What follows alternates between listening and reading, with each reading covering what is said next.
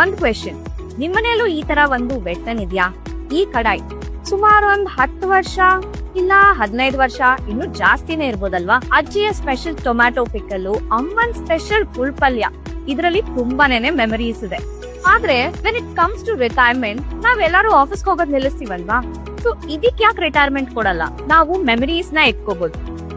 But why keep the scratches? Just because old cookware still works doesn't mean it's safe. Want to know the best part? Prestige, anything for anything.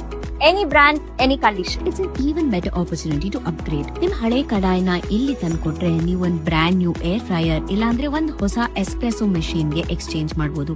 And if your kids love fresh juice, then you can get them the Nutrizen blender. This isn't just an upgrade for your cookware. It's upgrade for your family's health. Cast iron, stainless steel, tri-ply. Healthy cooking ಗೆ ಇವಾಗ time ಬಂದಿದೆ.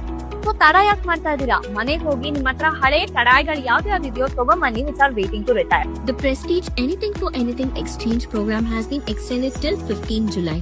Exchange ಮಾಡಿ, upgrade ಮಾಡಿ, because your family deserves better.